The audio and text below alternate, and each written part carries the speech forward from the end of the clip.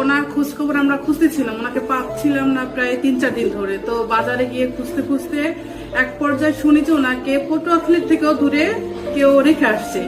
তারপর আমি এবার মানুষের সাথে আলোচনা করার মাধ্যমে আমার এক ভাবি বলছে যে এরকম একটা ভিডিও পাঠাইছে, আপনি দেখেন চিনেন কিনা, এই মহিলা কিনা। তারপর আমি দেখলাম যে উনি। তারপর আপনাদের দৈনিক সংবাদ পটুয়াখালী ওইখান থেকে আমি জানতে পারি। তারপর ওইখান থেকে আমি হোয়াটসঅ্যাপ নাম্বার নিয়ে আপনাদের সাথে আর কি কন্ট্যাক্ট করি। তো যখন আমরা জানতে পারছি যে উনি তো অসুস্থ, ওনার এটা আসলে মানুষ এটা ঠিক করে নাই, এগুলোকে এরকম ফালাইয়া যাওয়া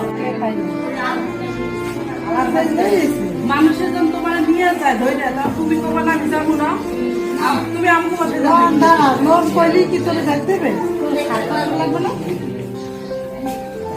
বাবু কই, বাবু কই? এসকানোতে উপরে 4 তলায়। খাইছো কিছু? কি খাইছো? বলে খাবার লইছি বাসা দিয়ে। আমরা খবর পাইছি, খবর পাওয়ার পরে টাইম লাগছে, আমরা বুঝতে আসি সব জায়গায় খুঁজছি।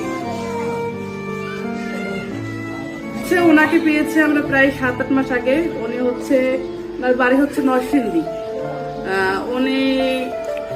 উনি খুব লিখতে পারে। উনি লিখতে লিখতে একটা সময় একটা ফোন নাম্বার লিখে ওইখান থেকে ওনার ফ্যামিলির সাথে আমরা যোগাযোগ করি।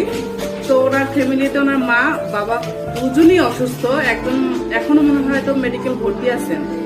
আর একজন অসুস্থ ভাইয়ের সাথে কথা হয়েছে, তারা বলছে যে আপনারা রাখেন, যদিও আসতে চায় তাহলে আমরা ওকে নিব, আর যদি না আসতে চায় আপনারা রাখবেন। তো আমার বোন বলছে যদি না যায় আমি রাখবো ওকে। এই বাচ্চাটা হাসপাতালে 4 তলায় ভর্তি করে এবং ওরে এখানে যা যাবতীয় যা আছে সমাজ কল্যাণ থেকে শুরু করে আমাদের তত্ত্বাবধায়ক স্যার সবাই মিলে ওরে যেখানে যা লাগে ওষুধপত্র যত চিকিৎসা আছে সব আমরা এখানে ম্যানেজ করি।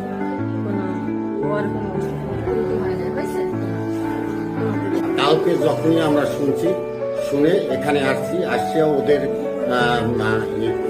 ইনচার্জ, হাসপাতালের ইনচার্জ আপাত যে আছে তার সাথে যোগাযোগ করে উনি যেগুলো প্রয়োজন সেগুলো আজকে আমরা যেমন 2 সেট মেক্সি কাপড় এবং মেক্সি এবং পেটিকোট, ওড়না এবং স্যান্ডেল 1 জোড়া এগুলো, এবং এখন বর্তমানে আমার সাথে তার জন্য কিছু নাস্তা নিয়ে আসছি।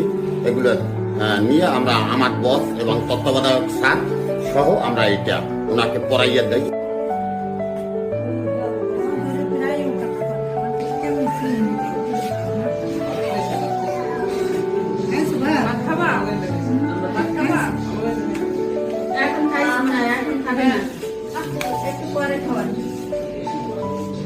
খাবা তুমি?